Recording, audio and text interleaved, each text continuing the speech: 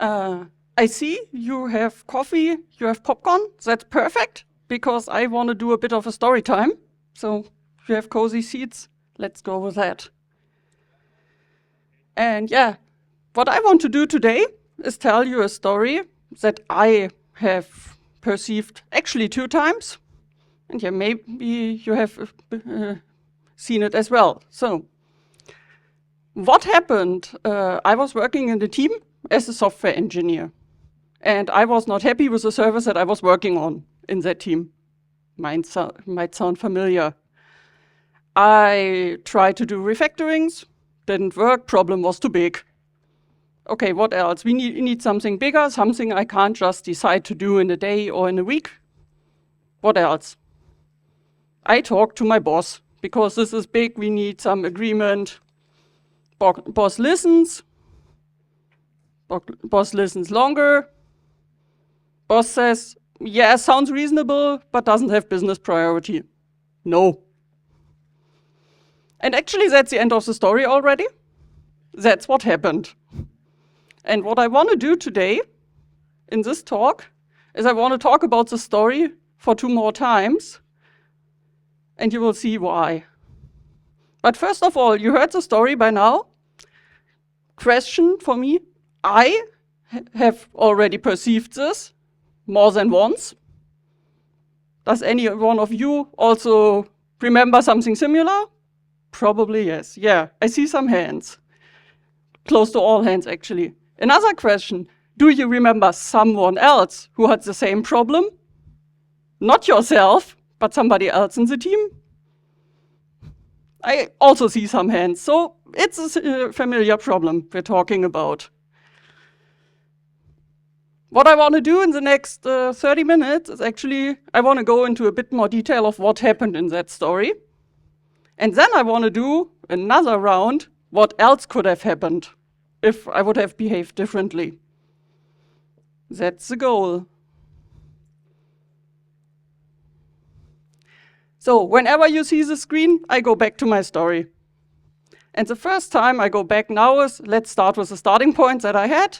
And the starting point was, I want to rewrite a service. Let's not talk about tech. There are like all the other rooms where it's really about when do you need to rewrite a service. This is not the goal that I have right now. We just assume that I was kind of right with my perception that we should do something. What happened to me is there was something implicit, and that was I cannot just do it because I feel like I don't have the power to just do it.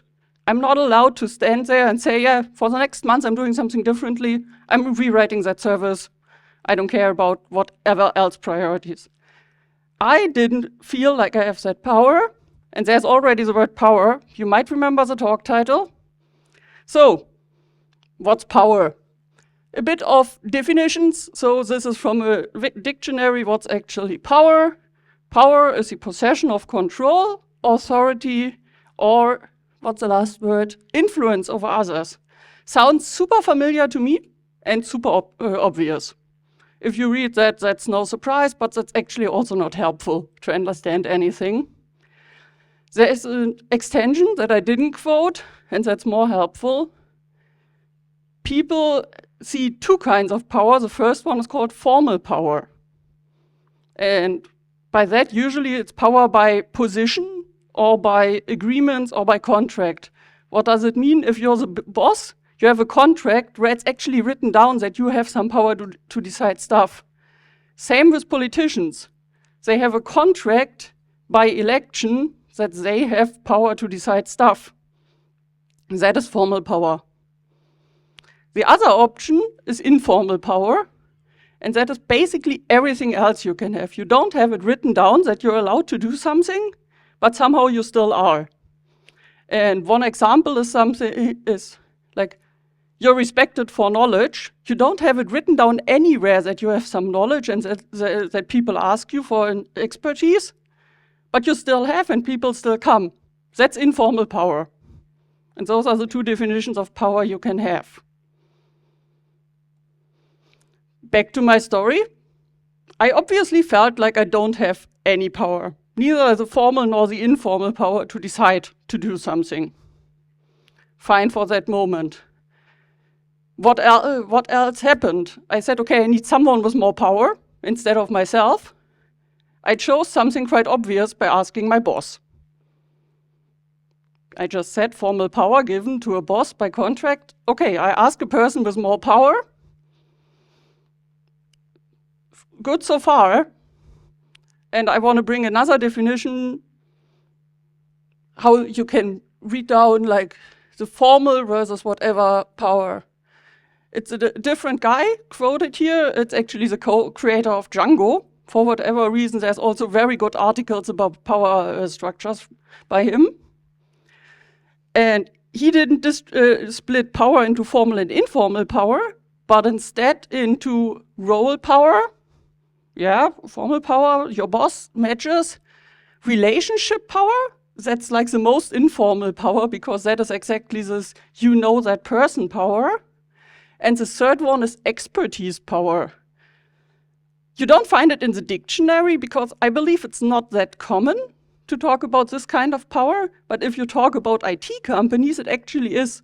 It is more or less a definition of staff engineers or principal engineers. They are not the boss of anyone, but they are like written down that they have expertise to still have power somehow. So in IT, it's kind of common. In another dictionary, it's not even mentioned. Obviously, there are multiple possible definitions of what power is. What I did, asking my boss, that was the obvious one. It is role power, it is formal power. Fine for them, for that moment.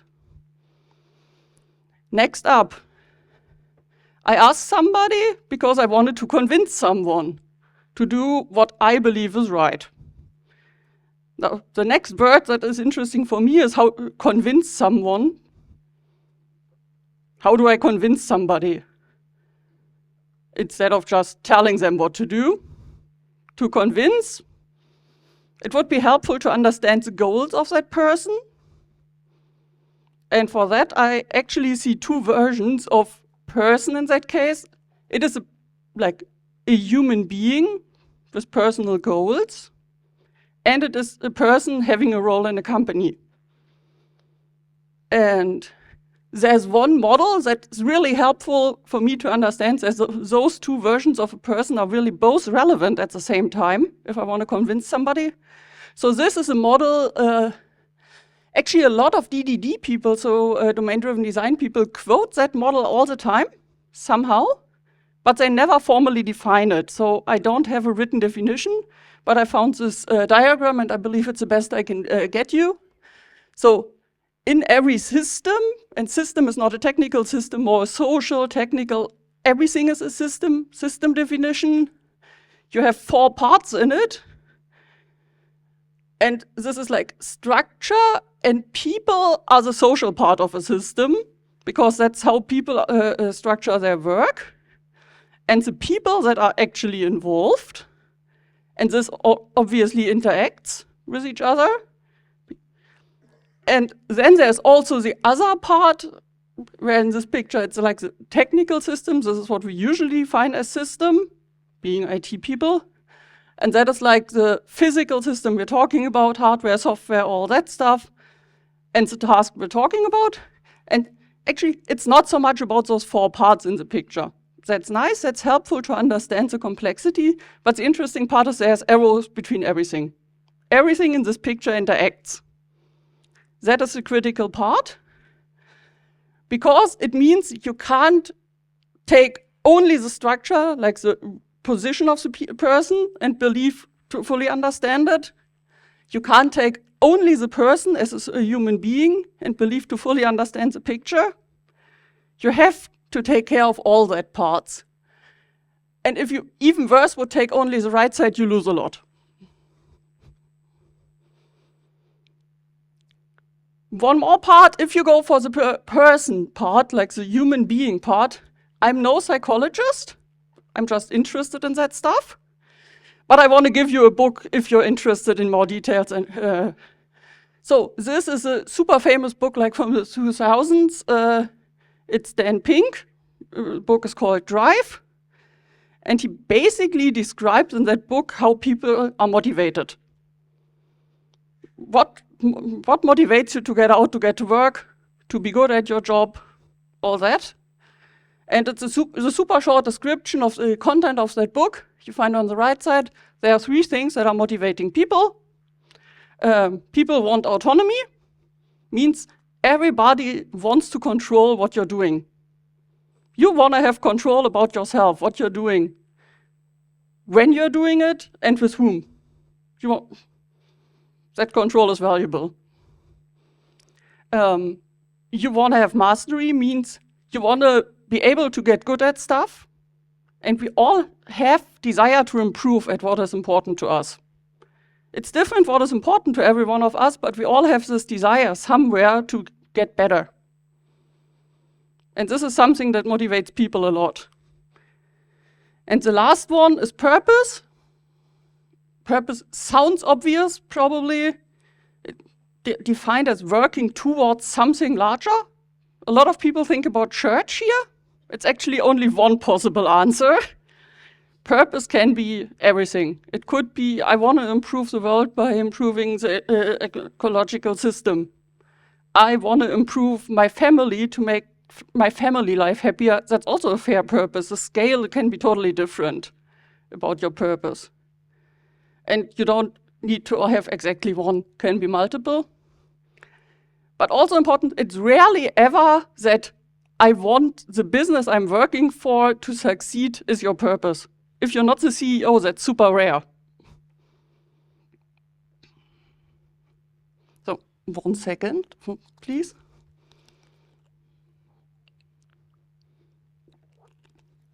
So, if you go for those 3 elements of what motivates people, it's important to understand that none of them is a classical carrot and stick or I tell you what to do approach. People want to be autonomous, they want to decide for themselves. So if you want to motivate them, this doesn't sound like top-down. And if you take it into the bigger picture again, those people in the people box have their own goals, and I believe I'm moving out of the camera area, so I stay where I am. And there's the other part about the structure, and the structure tells somebody in the company, obviously, what is supposed to be your goal, because as a boss, you have that team and you have to make it successful. So 2 times of success are important here. And now I take one assumption, and that is that we are still in a capitalistic system, and all of us probably work for companies that want to get money. Let's take that assumption. So in the end, people get motivated in the structure part by money. So I kind of have the goal to have something about capitalism in every talk. Here's my quote by Michael Moore about capitalism. Capitalism is an organized system to guarantee that greed becomes a primary force of our economic system. And it allows a few at the top to get very wealthy and has the rest of us riding around thinking we can be that way too. In brackets, now a very American part. If we just work hard enough, sell enough Tupperware and Amway products, we can get a pink Cadillac. The last part is obviously very American. I don't think that all of us strive for pink Cadillacs, but you get where I'm going to. So there is a bigger system answer to what motivates people. And as long as we don't change capitalism, this is an important part of what we are doing and why we are doing it. And I don't want to go in the direction of let's fight capitalism here. Would be interesting as well. But instead, let's continue with my story. The story continued with a part of the answer of the boss. You might remember that the answer was, sounds reasonable. That's cool, because obviously my technical arguments were not too bad. And then the next part was, but it is not important right now. There is no business priority. Back to the picture before, it actually tells you that, sorry, wrong slide. You still have those four boxes in your mind.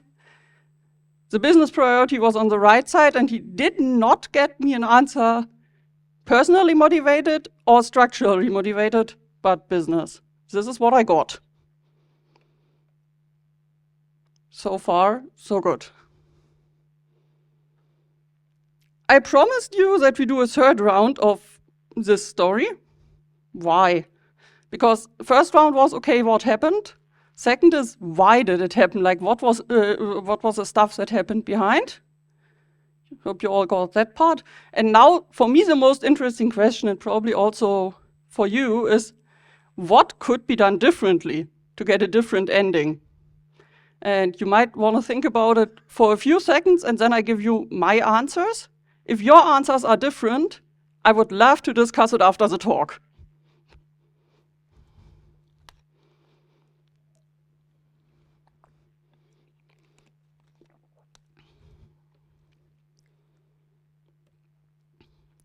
So, my answers to the question of what's my mistake? Why didn't I succeed? I actually have 3 possible answers of what else I could have done differently. The first answer is like the obvious answer. And as I did this talk for the first time, it was also the answer I got from the audience. And it's true. The first answer is you need better technical arguments why it has to be done.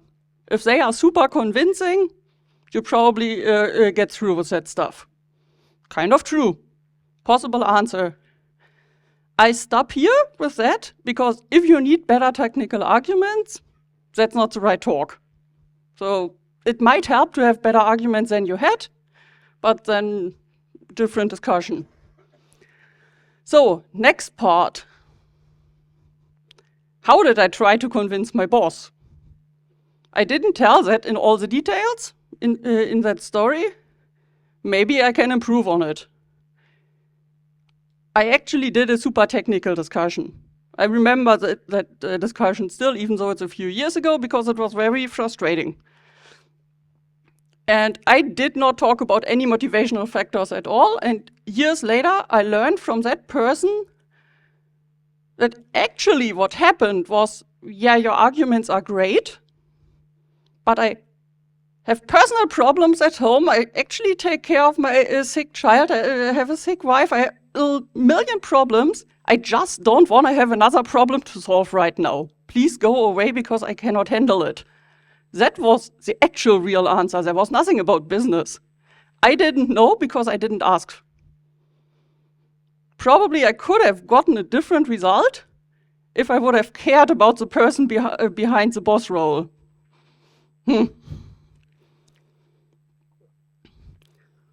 So, third part, third answer I got. I don't know if you asked yourself, why did I immediately say I asked my boss? It is not a 2-person company, so there are more people than me and my boss. And it was a super obvious step for me. If I cannot decide, I ask my boss. It's actually not the only option, and probably not even the best option that I had.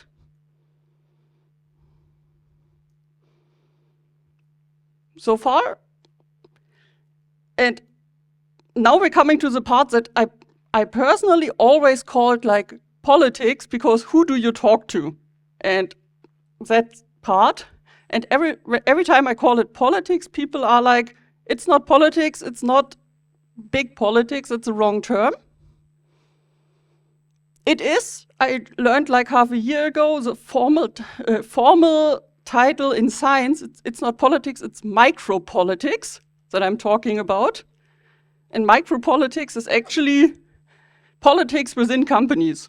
So yes, it is politics we're talking about. So whom do I talk to? Which power, and for example, which relationship power does that person have? That is politics.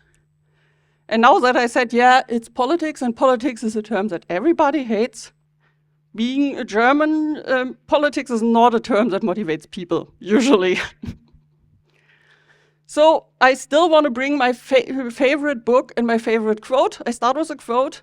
Every type of politics could be addressed from the point of view of leaders trying to survive. That sounds bad, but sorry, it's actually kind of true. A bit of background for the quote. The guy who wrote that, and I always pronounce the name wrong, so I don't try to this time, wrote this dictator's handbook, and he's a political scientist. And he wrote that together with colleagues.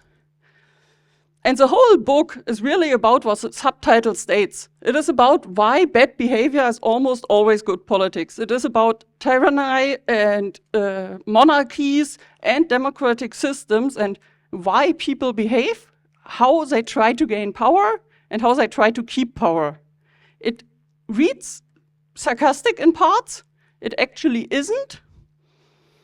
And if you're interested in that, I kind of motivated you that it sounds interesting, please don't try to read the book. It's long and it's hard.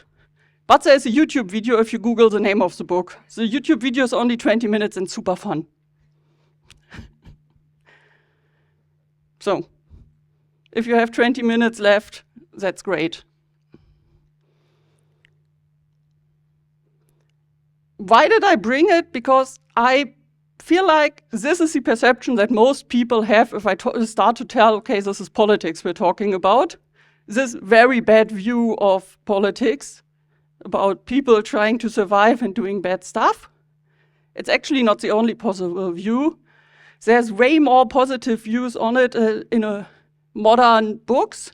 And there's another book that I would like to mention because of that. It's Give and Take. It's Adam Grant. I believe it's roughly 10 years by now that it's on the market.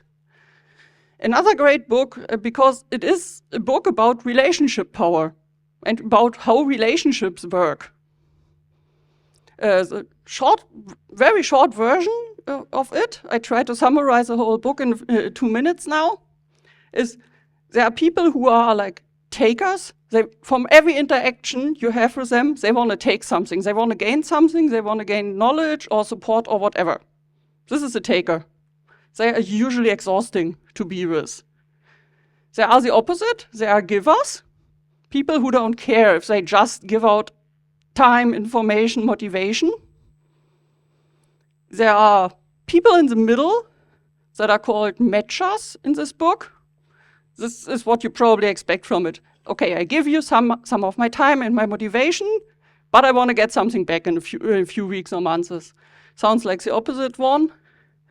And then the fourth category is something I didn't expect. It's called fakers. It is people who are takers but pretend to be givers. Yeah. And the interesting question that the book tries to answer is one of the categories actually the best one? Like, is one type of person the best or the worst to work with? 2 answers. First one, when takers win, there's usually someone else who loses. Research shows that people tend to envy successful takers. Makes sense so far, because everybody else loses. Givers succeed in a way that creates a ripple effect, enhancing the success of people around them. That sounds, let's say, more friendly, without judging if it's better or worse, but it sounds more friendly. And then, the book also contains research, and that is the most interesting part here. So if givers are likely to land at the bottom of the success ladder, who's at the top? Takers or matchers? It's neither.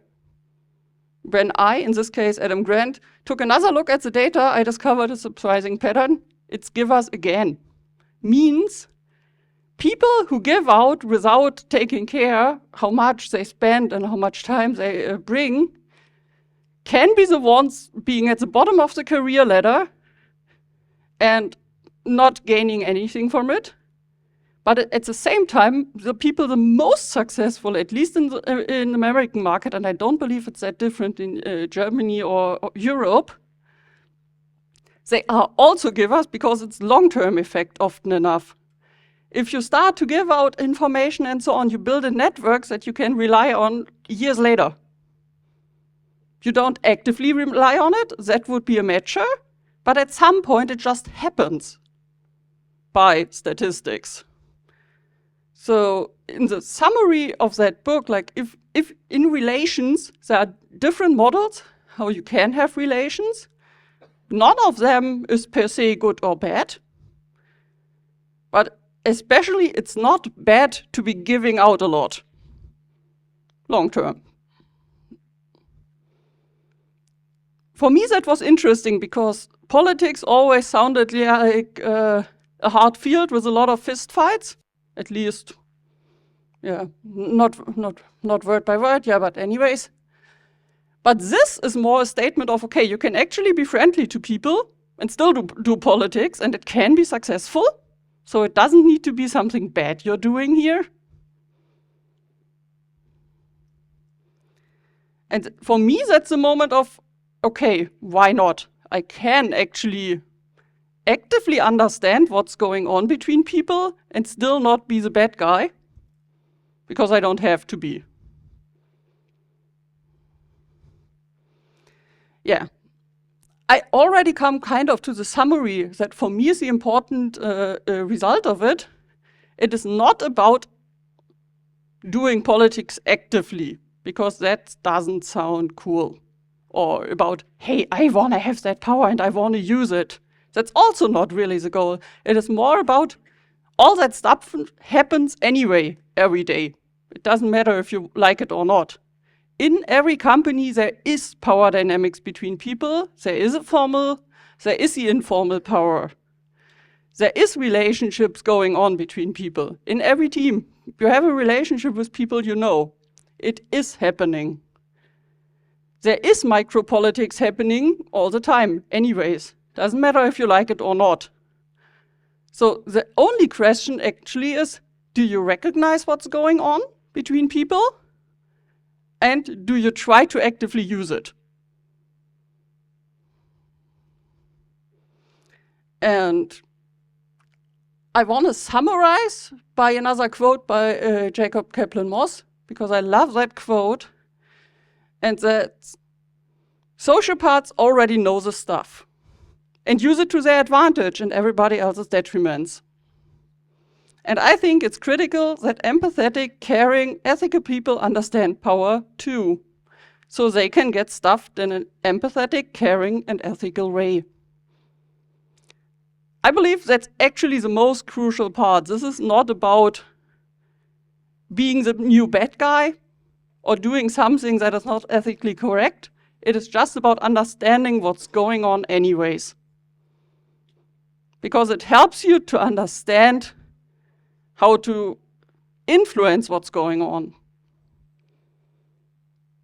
So far, from my side, I promise that not only questions, but I would also love to have feedback on what did you think about what you could do in the story that I did not mention. If you have something for that, please also bring it up.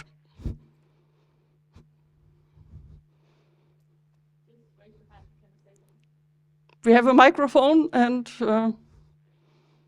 please don't tell me that there's no idea and no question. I would be very surprised. Thank you.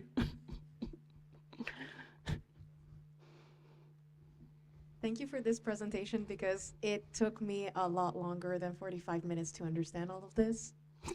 And actually, it's more feedback. I realized two things. Number one, the way I was socialized was not in a way that would enable me to seize any power. So now I have this situation where I have an imaginary clipboard in my hand, and I act like I belong there. And I've gotten a lot of things done without having to resort to role power because of this. If you act like you belong and like you have the power, people will not question it most of the time. The second feedback is sometimes it doesn't matter how much you understand this game. You're on the losing end. And what I realize is that sometimes you just need to take a step back and change your role. So I became a consultant, and all of a sudden, people give me the power to do things because they pay me a lot more to do it. And somehow that's magic. So 100% agreement on that, except for the last part, because I believe as a consultant, you are paid to be in that role, kind of, not as a lead, but you're paid to be the expert here. Yes, and then you get surprising expert power. But I haven't changed who I am. It's just that all of a sudden, now that you have this different label, People think you're shy.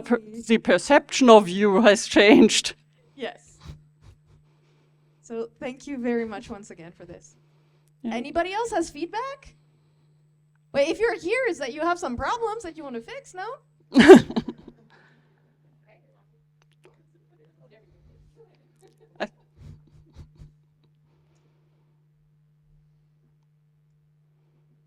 So my personal trick to get stuff refactored is framing it as a security issue.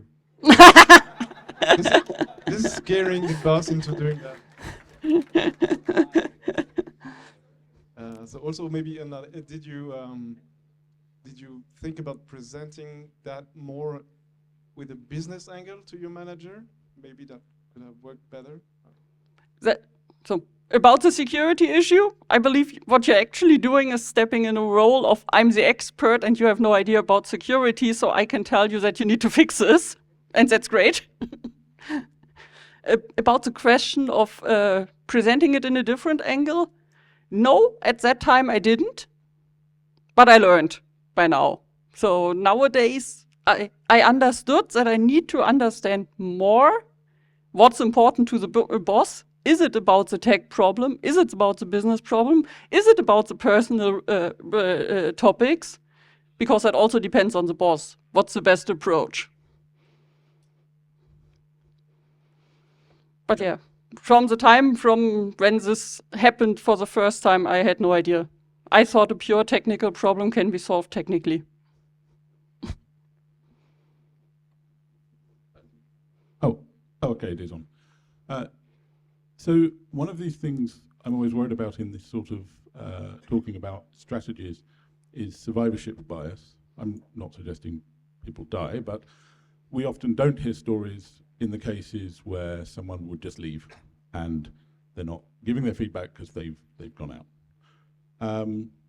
Seeing the givers both at the top and the bottom gives people the idea that being a giver can be very good, but do we know what the sort of fraction of this was?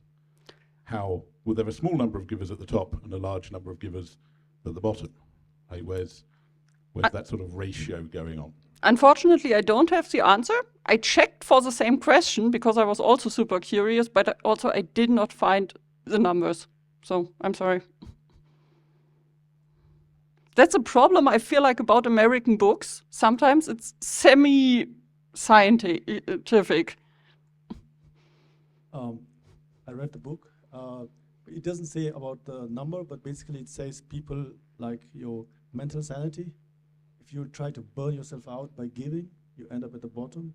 But if you try to replenish yourself and put strong borders to where your limits are, then it helps you to grow. That's what as a takeaway. What I would like to add is that you're absolutely right about this socio-technical stuff that domain-driven is very famous for, but the next level would be the systems thinking. That is also a very strong, and that basically explains a lot of the dynamics. And what we all struggle.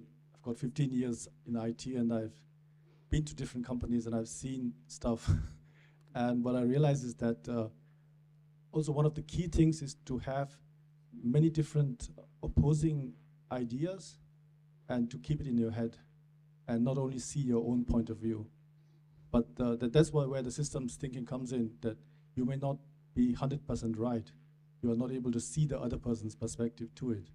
And I think the slow and gradual process where you try to slowly build up the base, build up a fan base, as you say about micropolitics, you build it up such a strong argument that the boss can't say no. But it has to be such a gradual attack that he doesn't see it coming. Yeah. Full agreement.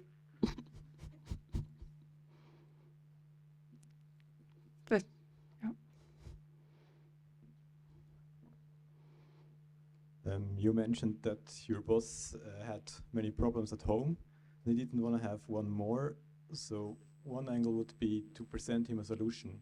I mean, it's probably what you did, but it's the way what he wants, right? If you say like, hey, I have a solution for a problem, I'll do it, okay.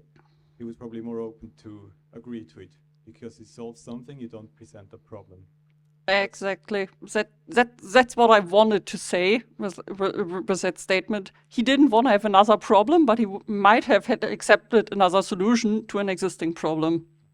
Because that's what happened to me as well. When I presented possibilities to a problem, they were like, oh, you're the engineer. I don't want to hear about it. And if I talked about a solution, delivering the same message, suddenly they were more open to it. Yeah. It also depends on the person you're talking to once again, because some of them don't want a solution. They want to still decide on themselves to have the power about that. So Yeah, that's true. That was a very... it's fine-grained. director of course, yeah.